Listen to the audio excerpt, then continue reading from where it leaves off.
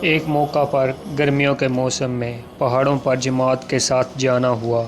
صبح کے وقت ایک پہاڑی سے دوسری پہاڑی تک پیدل جانا تھا۔ سفر لمبا تھا، ہر ایک نے اپنا اپنا سامان سر پر اٹھایا ہوا تھا اور چلنا شروع کر دیا۔ کیونکہ رمضان کا مہینہ تھا اس لیے آٹا چاول وغیرہ نہ خریدنا طے پایا اور جہاں جا رہے ہیں وہاں سے خرید لیں گے۔ دوپہر کے وقت نئی پہاڑی پر پہنچے، صرف 5 مکان اور ایک مسجد تھی وہاں، کیونکہ کھانے پکانے کا نظام میرے حوالے تھا۔ راشن جب چیک کیا گیا تو صرف بمشکل ایک آدمی کا گزارا ہو سکتا تھا۔ دکان وہاں دور دور تک نظر نہیں آ رہی تھی، تو معلوم ہوا کہ یہاں کوئی دکان نہیں۔ راشن تو اسی پہاڑی سے ملے گا جو ہم صبح چھوڑ آئے تھے۔ ہمارا رہبر ہمیں نئی پہاڑی پر چھوڑ کر واپس چلا گیا تھا، لیکن اب ہمارا گزارا ناممکن تھا۔ عصر کے وقت 4 آدمی اور آ گئے اور انہوں نے رات ہمارے پاس ٹھہرنے کا ارادہ ظاہر کیا۔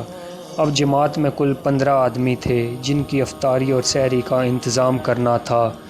میں بہت پریشان بیٹھا ہوا تھا۔ امیر صاحب سے مشورہ کیا، انہوں نے میری پریشانی دیکھ کر کھانے پکانے کا سارا سامان مجھ سے لے لیا اور میرے ساتھی اور مجھے ساتھ والے جنگل میں جانے کو کہا۔ وہاں ہمیں تھوڑے سے جنگلی شہتوت اور زیتون زمین پر پڑا ہوا ملا، اٹھا کر لے آئے اور افطاری اس سے کی۔ اب میرے صاحب نے مجھ سے کہا کہ جو کچھ میں کروں آپ صرف دیکھتے رہنا، کوئی مجھ سے کوئی سوال وغیرہ نہیں پوچھے گا کہ کیا کر رہے ہو، اور جو کہوں وہ کرو۔ امیر صاحب نے 2 بڑے دیچکے پانی سے بھر کر چولہوں پر چڑھا دیے۔ ان میں سے ایک چھٹانک چاول ایک دیچکے میں ڈال دیا اور جبکہ دوسرے دیچکے میں ایک چھٹانک دال، اور اسے پکانا شروع کر دیا اور کھانا تیار ہو گیا۔ مغرب کی نماز کے بعد دسترخوان لگایا گیا اور 15 ساتھیوں نے پیٹ بھر بھر کر کھانا کھایا۔ سحری کے وقت بھی امیر صاحب کچھ پڑھ رہے تھے اس پر، اور دونوں دیچکے چولہوں پر چڑھے ہوئے تھے، چنانچہ سحری بھی 15 لوگوں نے پیٹ بھر کر کھائی۔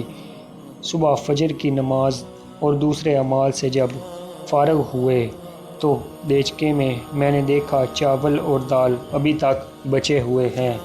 جب سب معاملات سے فارغ ہو گئے تو امیر صاحب نے بتایا کہ آپ کتابوں میں تو پڑھتے ہی رہتے ہیں کہ جہاں کھانا کم ہو وہاں سورۃ یاسین شریف پڑھو۔ آج آپ لوگوں نے اس کا عملی نمونہ بھی دیکھ لیا ہے۔ یہ سورہ یاسین کی برکت تھی کہ کھانے میں اتنی زیادہ برکت پڑ گئی کہ 15 لوگوں نے صرف ایک چھٹانک پکا ہوا کھانا کھایا اور صبح سحری بھی کی۔ اس کے باوجود کھانے میں اتنی برکت پیدا ہوئی تھی کہ 15 لوگ اور بھی اس کھانے کو کھا سکتے تھے۔